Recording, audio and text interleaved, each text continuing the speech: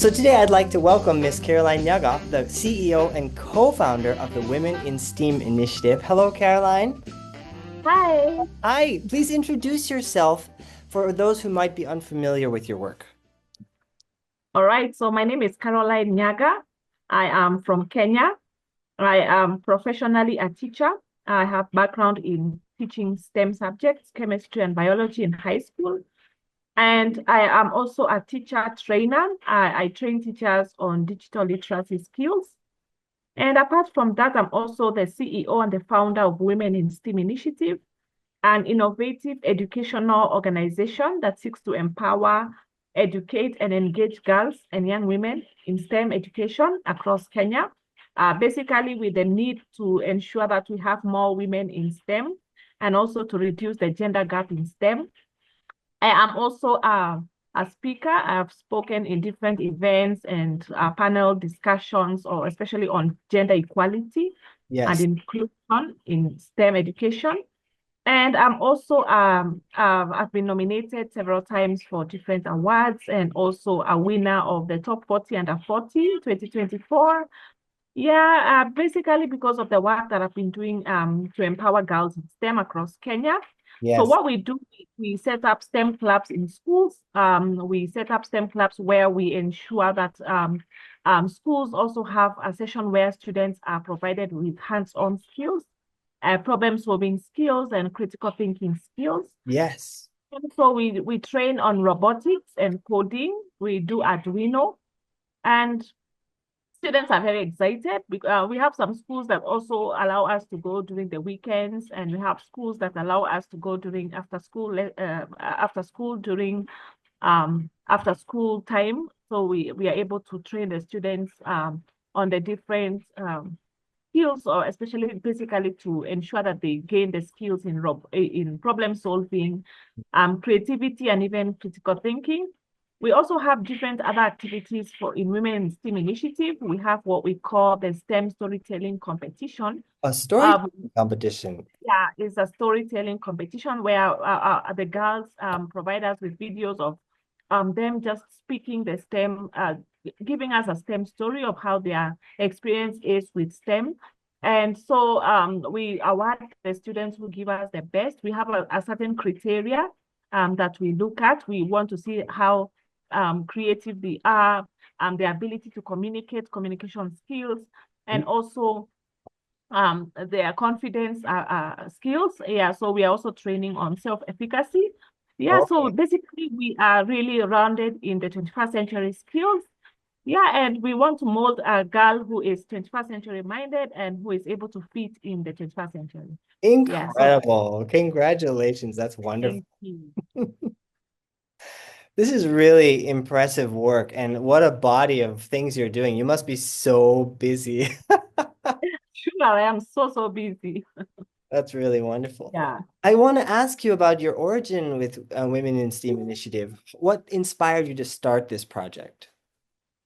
Okay, so basically, I started off, as I've told you, I am a professional teacher. So I taught biology and chemistry in a school where I was teaching both boys and girls. Okay. And the boys in my class were doing really well in chemistry and biology. Okay. And the girls were really doing really poorly. And so I had different sessions with the girls just to help them improve their chemistry and biology subjects. The scores in the examination, and that is how Women in STEAM was born. It started off as a small club in a school I was teaching, just to empower the girls, to help them understand that chemistry and biology are not hard subjects. So I used to have sessions where I provide them with some exercises and also do a lot of remedial teaching. And from there, we have started to grow as an organization, and I was able to register Women in STEAM as an organization now, a company that's legally registered in Kenya. And yeah, so far so good. We are looking for sponsors. We are looking for people who are able to come and uplift our standards so that we can be able to reach out to more and more schools, because we have so many schools that really want our services, but the main challenge has been the finances and the need to buy more robotic kits and and laptops, because we need to have laptops and robotic kits and even internet access. Some of the schools, the internet is not there, so we have to provide them with this internet. Yeah, but so far so good. I see, I see. You mentioned that some schools may not be internet connected quite yet. I wanted to ask you, what's a typical school like in Kenya? It's hard for many people in Japan to imagine, but can you give us like a background? What's the school situation like?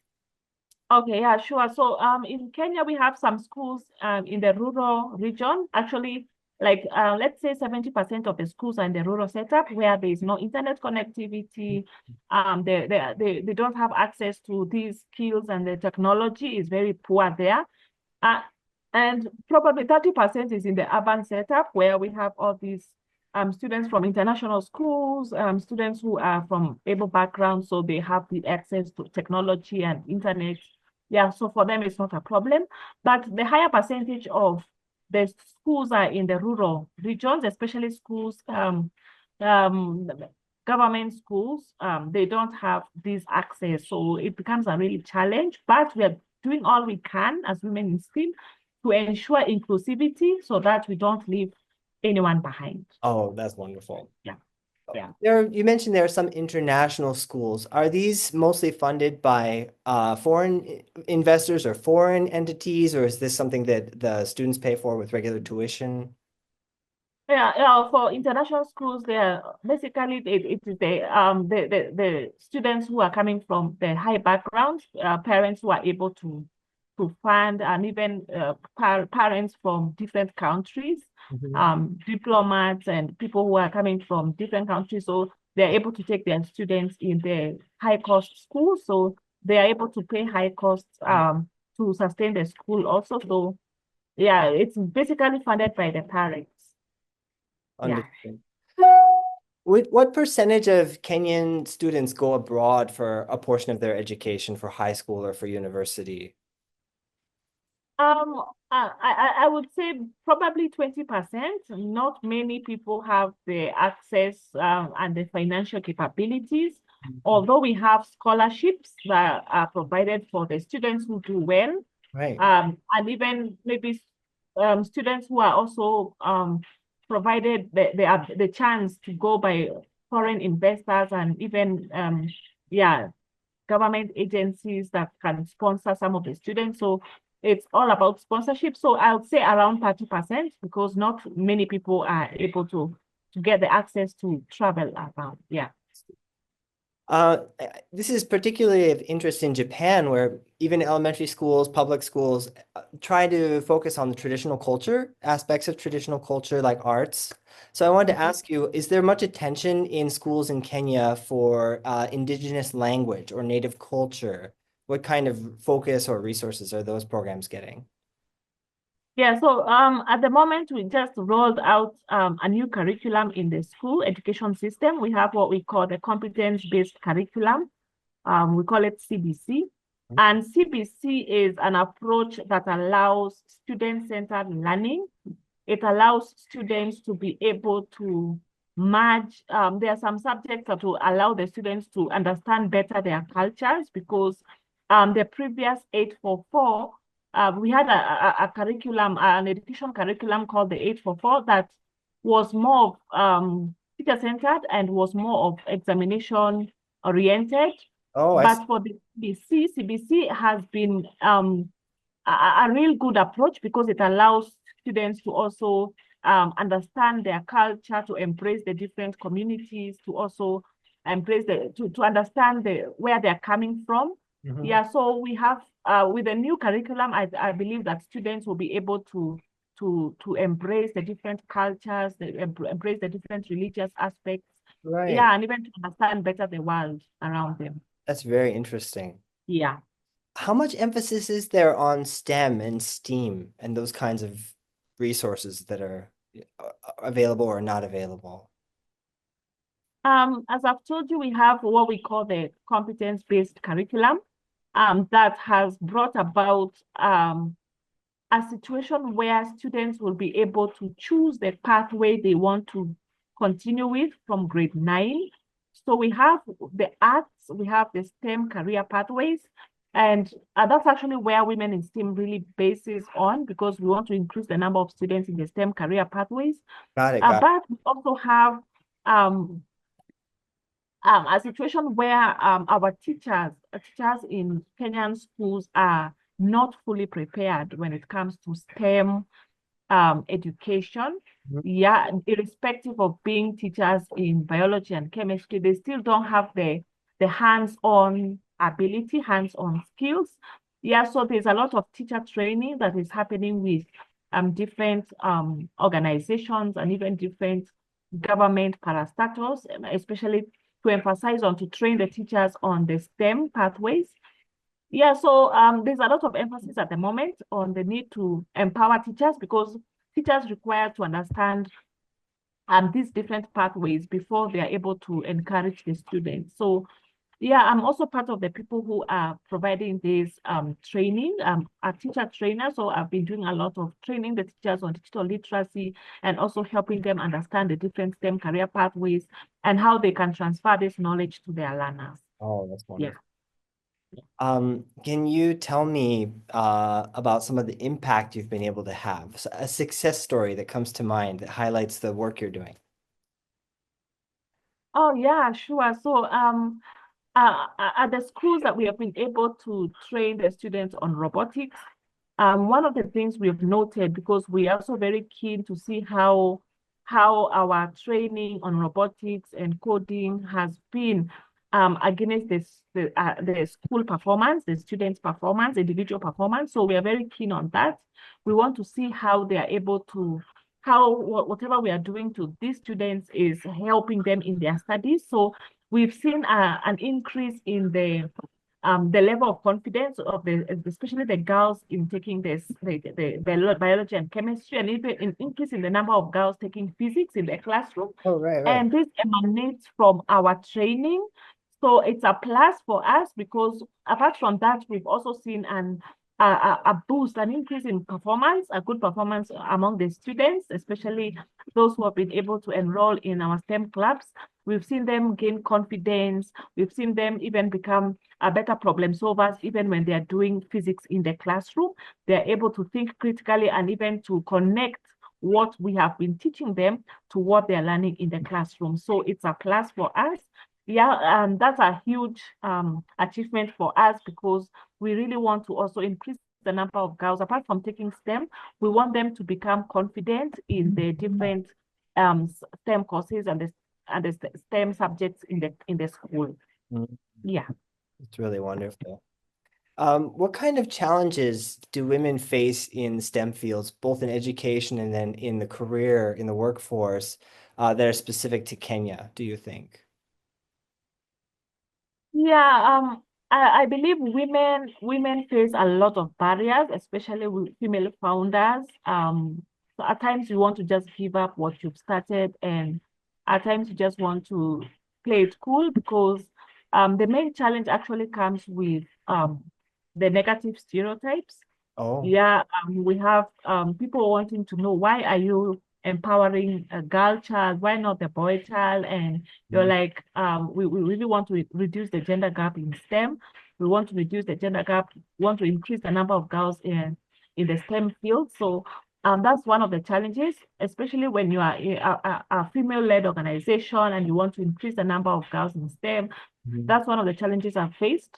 And another barrier comes with the resources. Resources has been something that's been it's been taken really strongly among female founders and even women-led organizations. We are faced with a lot of challenges and competition when it comes to competing with the male-dominated spaces. In the male-dominated spaces, we have male founders who are doing really well and even doing more than what we are able to do as women. So it's a challenge. Competition does not only happen in the school setup, but also in the space where we are in the business setup. So yeah, these are the challenges that women face. Resources has been scarce for us, and it also keeping terms with the revolving market, and you want to start something and you see that it's already in the market, and you're really trying to see how you can be able to to get to where most of the people are. So that's a challenge for me and also for many female founders that I've been able to communicate with. Yeah, but we're not losing hope anytime soon.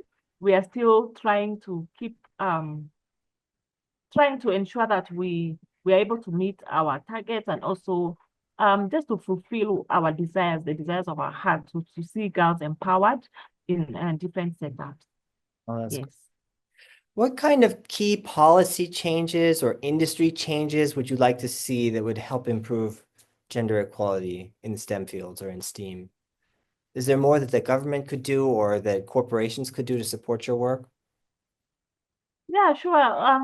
We're looking for sponsors. We're looking for government to sponsor our work because we are doing so much in the government schools. So by starting with the government schools, we really want to see what the government can do, the Ministry of Education and different government parastatals, how they can come in to assist us even to gain visibility, not only in Kenya, but also not only in the parts that we are in, but also across the country. So we are the government has not been really supportive in a way that they provide the resources. So we are still looking for how we can reach out to government and also the government parastatals and also maybe form partnerships so that we can be able to increase our impact in Kenya, because we are really dealing with schools that have been funded by the government, students who are government sponsored. So sure, we would really wish to get support from the government and also different sponsors across the world. Yeah, because we would wish even to have our students who maybe do competitions not only in Kenya but also go to Japan to do the different competitions, STEM competitions, to also help them to gain visibility and also to help them to gain exposure. To understand what the students in Japan are doing. I believe that would be a plus. Yeah. Thank you very much. I know that part of your organization is focused on mentorship. So I wanted to ask you about mentorship and what role community plays in women supporting women in the STEM fields. And please tell me a story if you have one. What has been a rewarding experience for you as a leader or as a mentor in this space? Yeah, we're doing a lot of mentorship. We believe that it is through the STEM mentorship we are able to increase the number of girls in STEM, because when a girl realizes that you've done well in STEM as a woman, they'll be able to gain that confidence to also take up STEM. So we've been doing a lot of rounds and a lot of meeting with different mentors.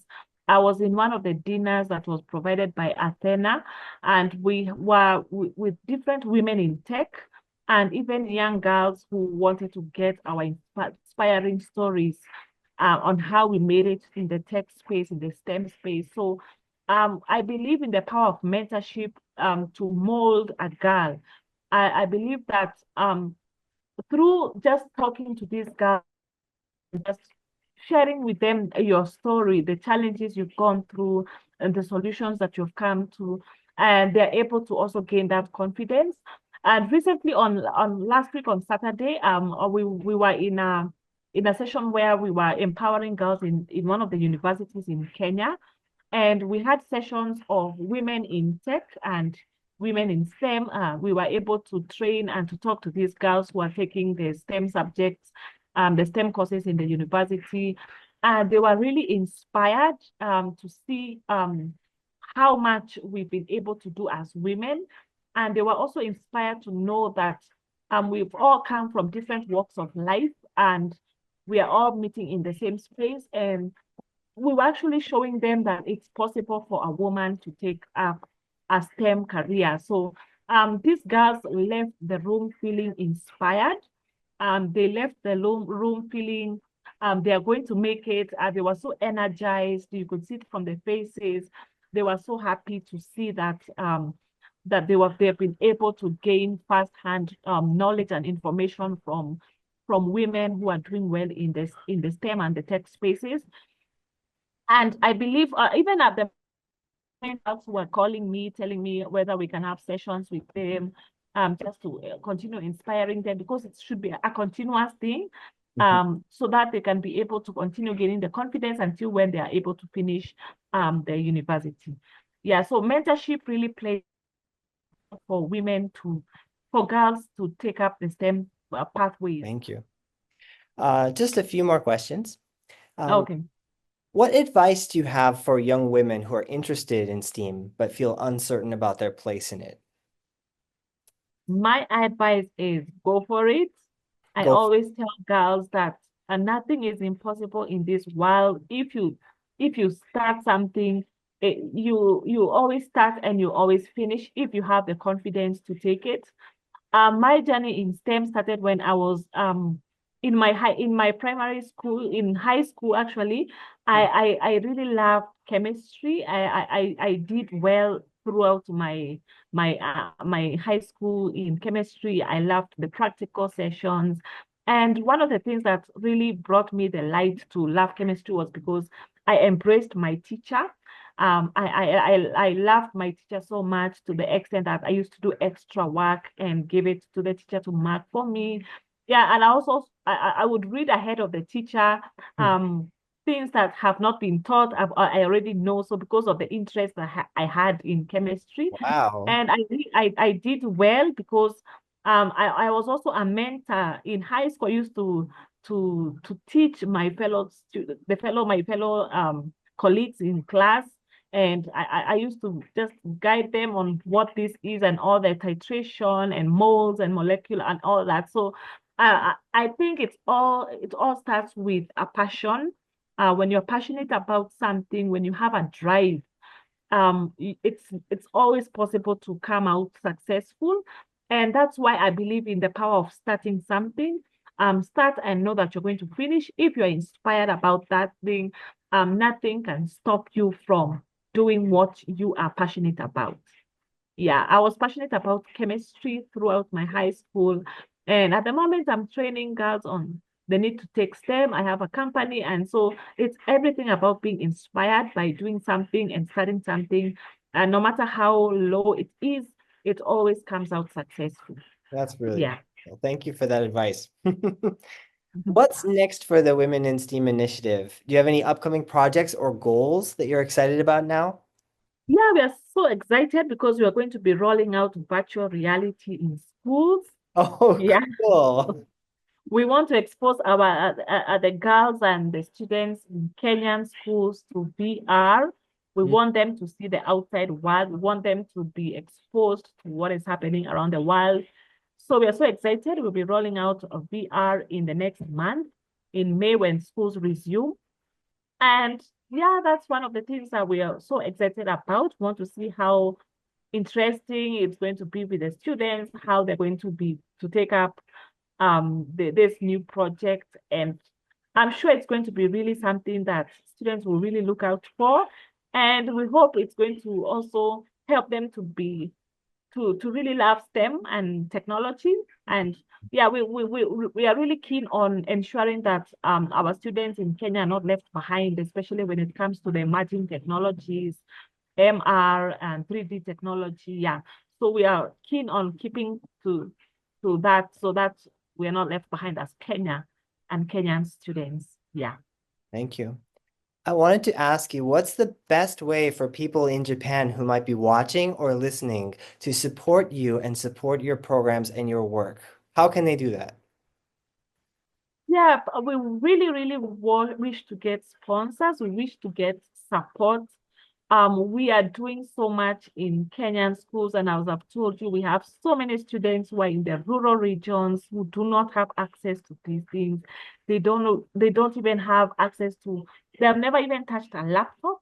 Yeah, so we are doing so much in ensuring that these students in Kenya have also gained the exposure.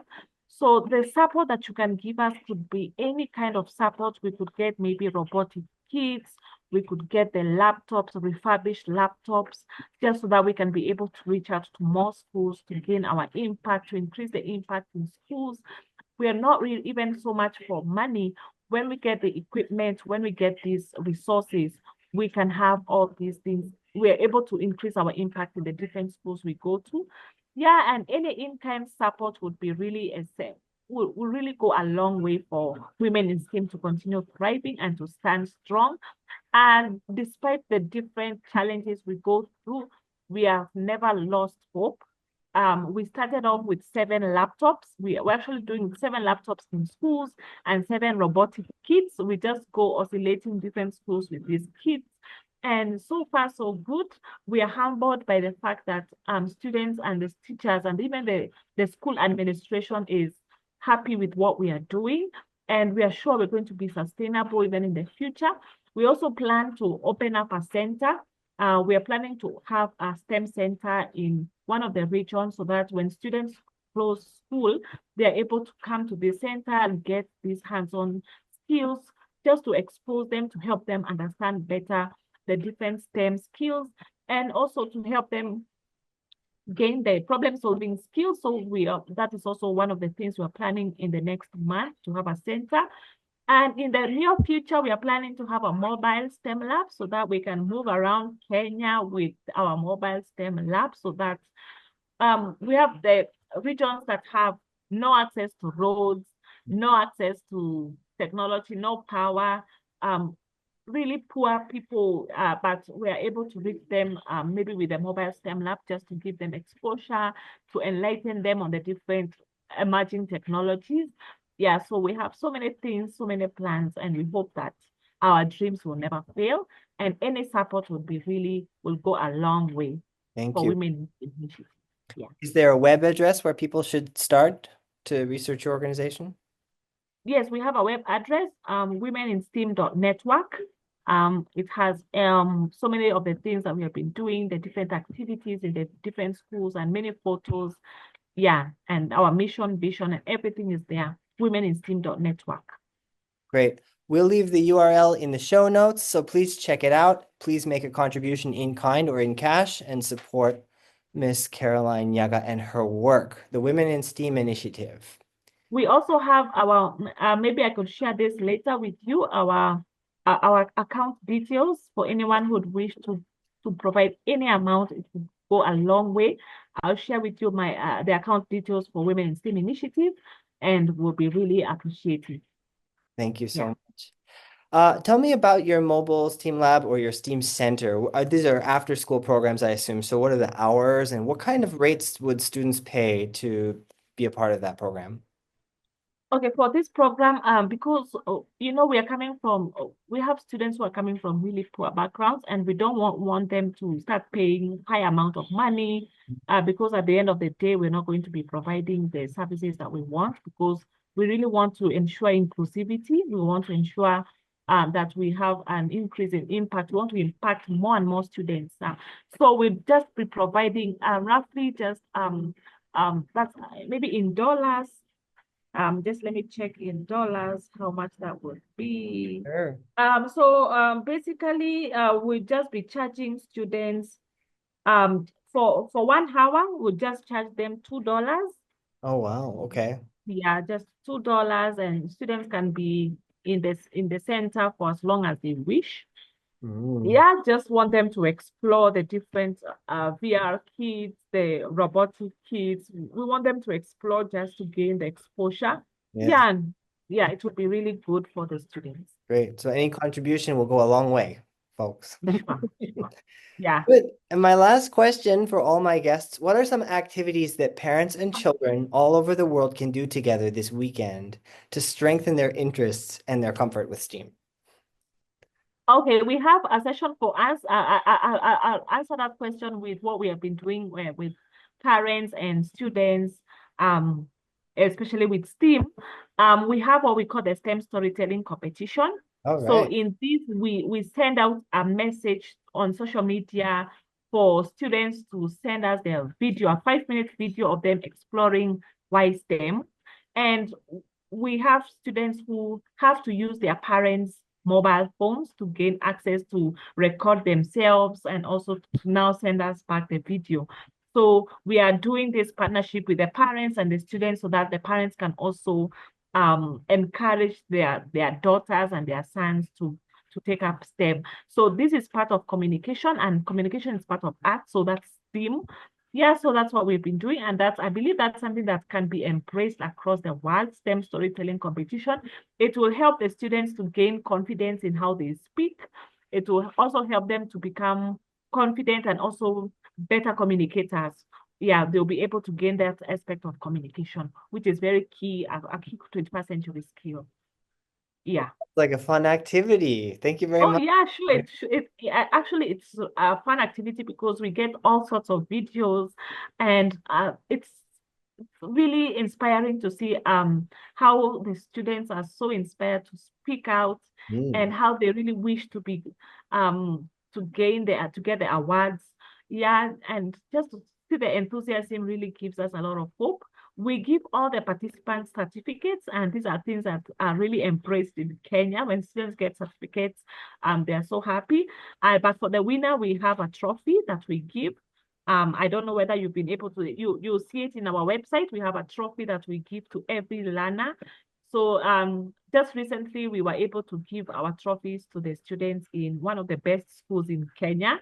We call it the Alliance Girls High School. And the school management gave us a session where we were able to speak to the entire school during the school assembly, and award our best STEM queen. We call her the STEM queen for the month. Yeah, and it was really exciting to see how the girl was so happy. So women in STEAM is really, we want to give girls the happiness they need and to help them to become happy even as they continue with their subjects and their STEM careers. Yeah. Fantastic. Thank you so much for your time today, Miss Caroline Nyaga. Thank you so much for having me. Do you Yeah. have any parting words? My parting words, I wish we can have a session where we have our girls coming to Japan for a session just to expose them to the different things that the students in Japan are doing. Yeah, because we hear Japan has a lot of emerging technologies and so many good things that are happening there. And yeah, it would be really good to see a few girls coming to Japan for just to see and to get to interact with the students in their levels. Yeah. Thank you so much for having me. Well, there's a lot of interest in your work here in Japan, and we hope to have some of your students come and join us here. I'm sure many people here would love to host them and have them. So, oh, wow. Thank you so much. Thank you. Thank you again for Bye-bye. your time. Goodbye. Bye. Bye-bye.